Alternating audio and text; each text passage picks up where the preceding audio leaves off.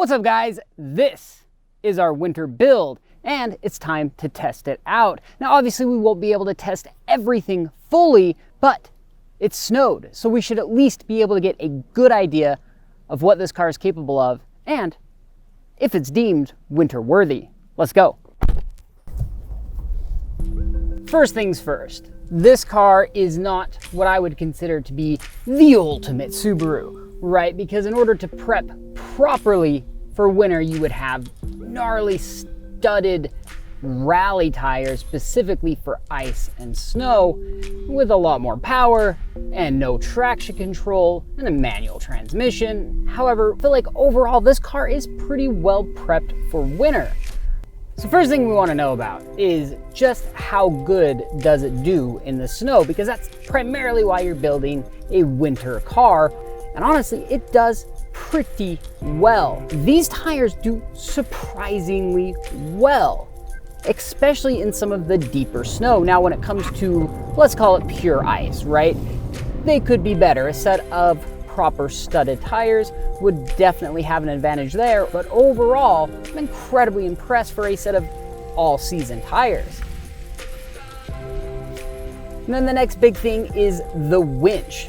I'm out here in, kind of the middle of nowhere, and honestly, just having it in the car makes me a lot more comfortable. Just to have that ability to pull yourself out, to attach it to something, well, it actually makes me feel a lot better, which brings me to the next thing, the kind of survival kit that we had. Well, I've added some, additional things, a little bit more water, some granola bars, those type of things, because if something were to happen out here and I'm out of cell phone range, well, no one would be able to get to me for a while. So again, having those things in your car can just make you feel a lot more comfortable and allow you to have a lot more fun going around trying to get this thing stuck.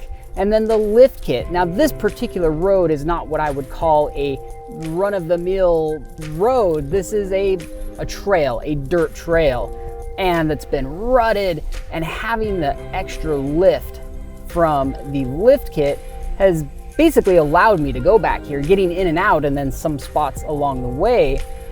The factory suspension would not have enough ground clearance to even get through this stuff.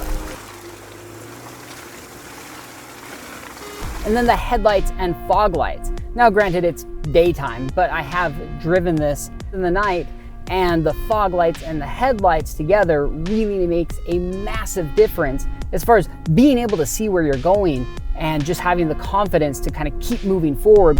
So then what about the creature comforts?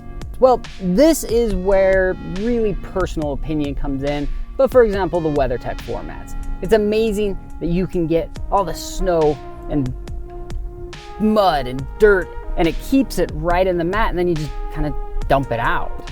Now that's going to keep the carpets protected. It reduces, fog building up on the inside of the window, and all around they're just awesome. Plus they look really nice in the car. And then the dash cam. The dash cam is something I truly love.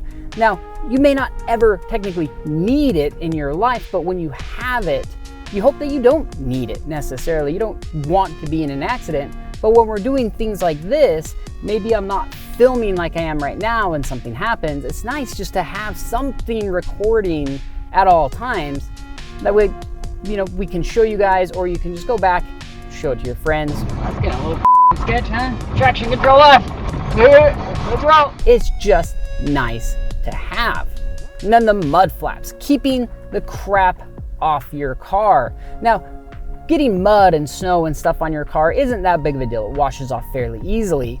But what you're primarily concerned about is just the grime and salt or sand or whatever else is on the road, particularly during winter time, that can actually damage the paint, damage the underbody of the car. And having a good set of mud flaps is, I would say, critical to keeping the car looking at its best, but also keeping it looking at its best for a long time. And these mud flaps do an incredible job of keeping all that stuff off the car.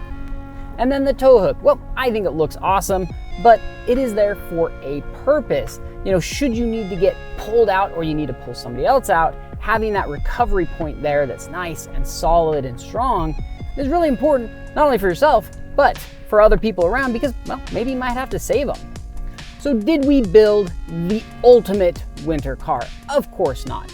Every situation is going to be different.